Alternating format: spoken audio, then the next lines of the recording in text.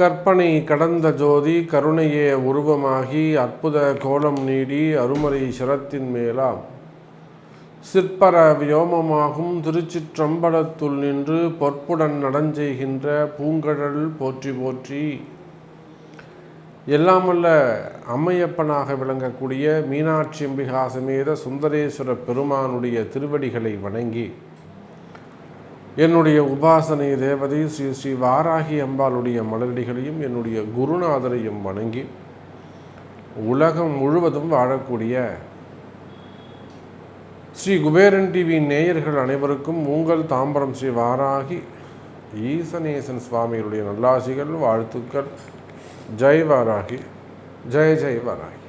அன்பு நேயர்களே, ஜூன் மாத ராசி பலன். இந்த ஜூன் மாதம் முதல்ல அந்த கிரக அமைப்புகள் எப்படி இருக்குது? இப்போ மே மாதம் பார்த்தோம், மேஷத்தில் 4 கிரகங்கள், சூரியன், செவ்வாய் மற்றும் குரு, ராகு, சனியுடைய பார்வை. இதனால் என்ன மாதிரியான மாற்றங்கள் நிகழ்ந்ததுன்னு மே மாதத்தில் பார்த்தோம். அப்போ ஜூன் மாதம் எடுத்துக்கிட்டிங்கனாக்கா, காலபுருஷனின் முதல் வீடாக இருக்கக்கூடிய மேஷத்தில் குருவும் ராகுவும் இணைந்திருக்கிறார்கள். செவ்வாயுடைய வீட்டில் குருவும் ராகுவும் இணைவு.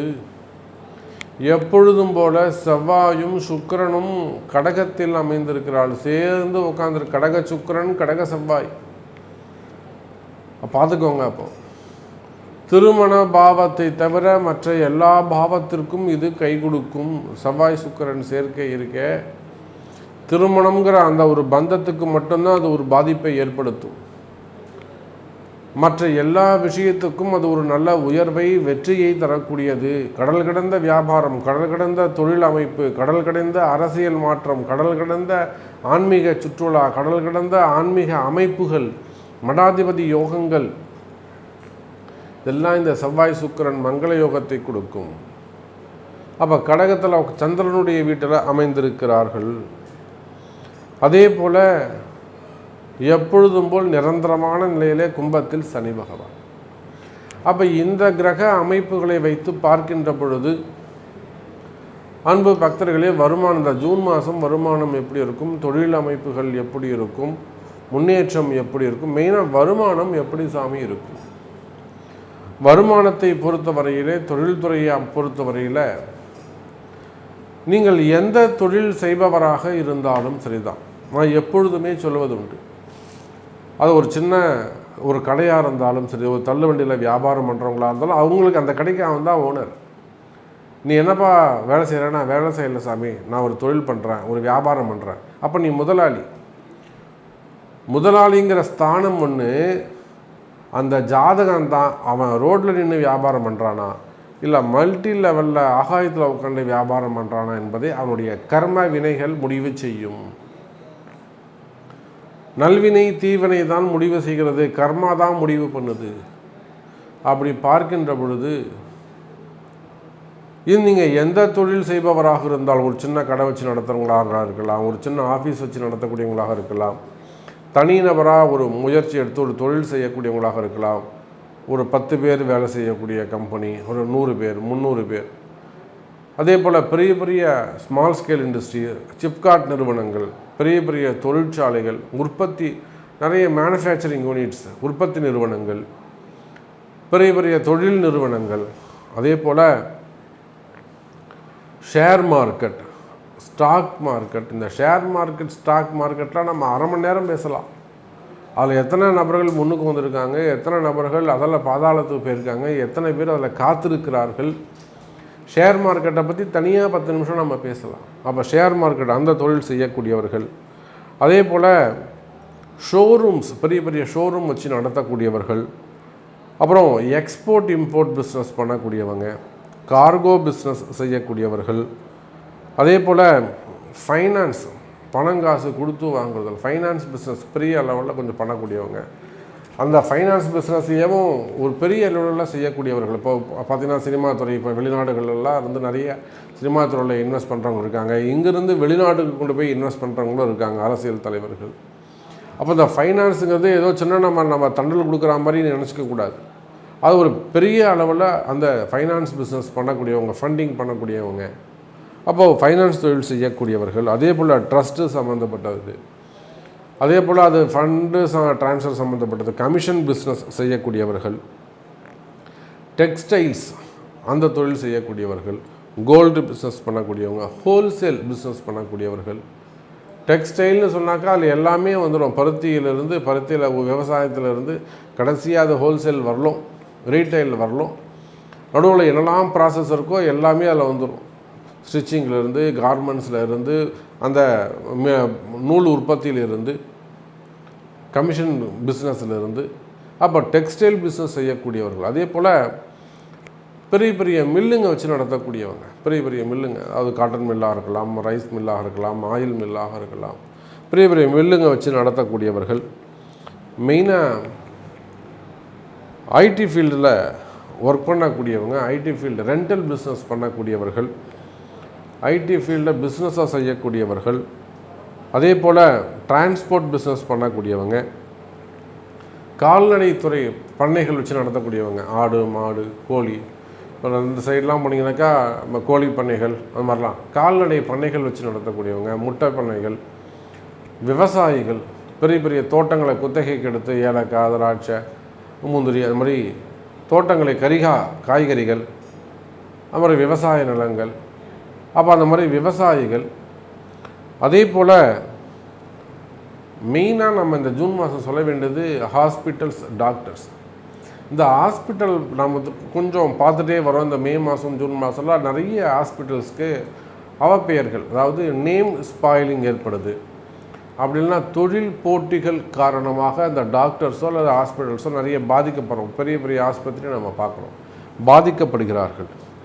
அதே போல் ஆடிட்டர்ஸ், ஸ்கூல் எஜுகேஷன் செக்டர்ஸ், மெயினாக நம்ம அதுதான் சொன்னது. ஜூன் மாதம் கட்டாயமாக ஸ்கூல், காலேஜஸ் நாம் இதை கண்டிப்பாக சொல்லியாகணும். பெரிய கல்வி நிறுவனங்கள், அது மருத்துவக் கல்லூரியாக இருக்கலாம், மெடிக்கல் காலேஜாக இருக்கலாம், டென்டல் காலேஜாக இருக்கலாம், ஆர்ட் அண்ட் சயின்ஸ் காலேஜாக இருக்கலாம். ஸோ காலேஜஸ் அதெல்லாம் வச்சு நடத்தக்கூடியவர்கள், டுட்டோரியல் சென்டர் வச்சு நடத்தக்கூடியவர்கள்.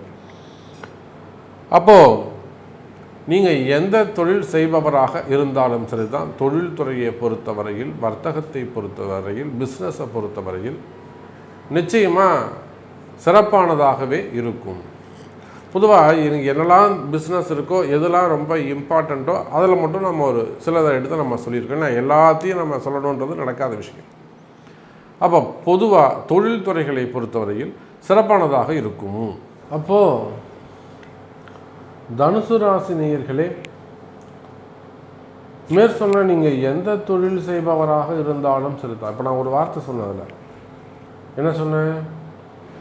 இந்த செவ்வாய் சுக்கிரன் சேர்க்கை திருமண பந்தத்திற்கு மட்டும் ஆகாது, இந்த செவ்வாயும் சுக்கிரனும் கடகத்தில் சேர்ந்திருக்கிறார்கள் அப்படின்னு ஒரு வார்த்தையை சொன்னேன். அப்போ அது தனுசுக்கு எத்தனாவது வீட்டில் இருக்குது? 8ல் மறைகிறார்கள். அப்போது நமக்கு கவலை இல்லைன்னு அர்த்தம். அப்போ நீங்கள் மேற்சொன்ன எந்த தொழில் செய்பவராக இருந்தாலும், நான் ஒரு 20 தொழில் சொன்னேன். School, colleges, hospitals, doctors, auditors, ஒரு 20 சப்ஜெக்ட் சொன்னேன். ஒரு 10 பேர், ஒரு 20 சொன்னோன்னா நீங்கள் இது இல்லாமல் இன்னும் ஒரு 100 பேர் இருக்கும். 100 விதமான தொழில் அமைப்புகள் இருக்கும். அப்போ ஒரே வரியில் சொல்ல வேண்டும் என்று சொன்னால், நீங்கள் எந்த தொழில் செய்பவராக இருந்தாலும் சரிதான், தொழில்துறையை பொறுத்தவரையில், பிஸ்னஸை பொறுத்தவரையில் நிச்சயமாக 5ல் இருக்கக்கூடிய குருவும் ராகுவும் உங்களுக்கு நன்மையை செய்வார்கள். ஆனால் இந்த இடத்துல ஒரு விஷயம் நீங்கள் நல்லா புரிஞ்சுக்கணும் தனுசு ராசி என்பர்களே. அப்புறம் என்னை குறை சொல்லக்கூடாது.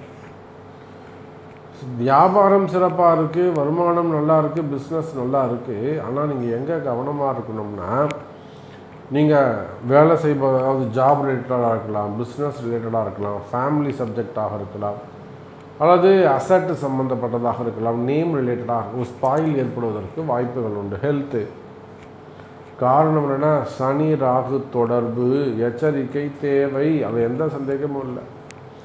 இன்னும் ஒரு சில தனுசு ராசி அன்பர்களுக்கு, ஒரு 10% வச்சுக்கோங்களேன்.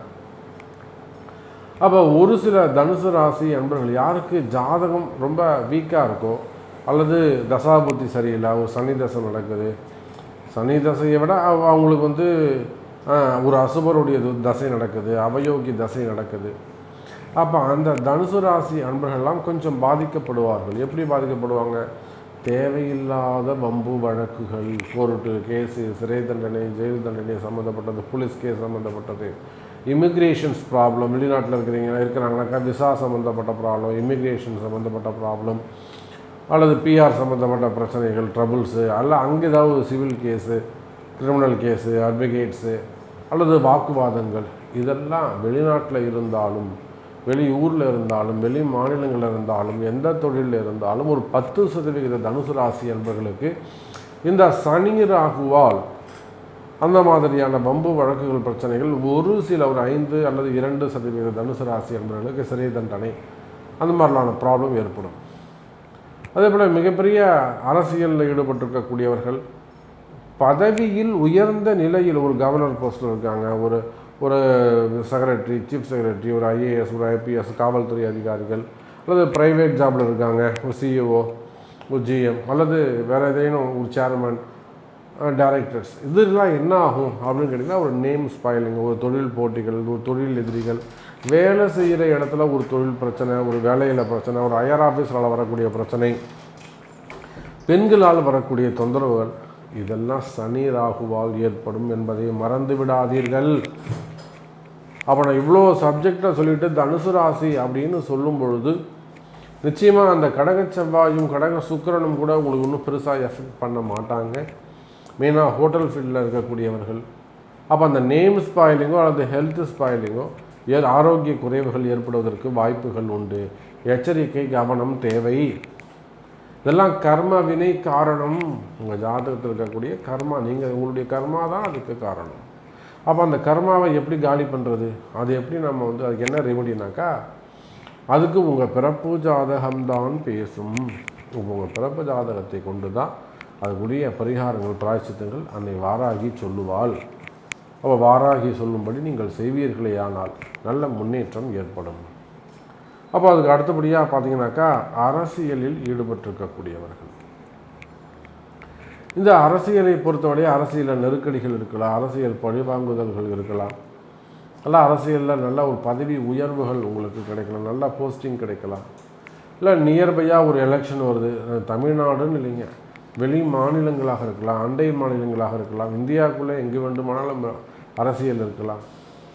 அதே போல் சினிமா துறையை சார்ந்தவர்கள், கலைத்துறையை சார்ந்தவர்கள், சின்னத்துறையை சார்ந்தவர்கள் மற்றும் மீடியா துறையை சார்ந்தவர்கள், உலகம் முழுவதுமே கூட எடுத்துக்கோங்களேன், வெளிநாட்டு அரசியல் செய்யக்கூடியவர்கள், வெளிநாடுகளில் எந்த கண்ட்ரியாக வேண்டுமானாலும் அரசியல் செய்யக்கூடியவர்கள், நிச்சயமாக இப்போ ஒரு நல்ல சான்ஸ் வருதுங்க சாமி, அதை வாராகி தான் நமக்கு ஜெயிச்சு கொடுக்கணும், கண்டிப்பாக நல்லது நடக்கும்.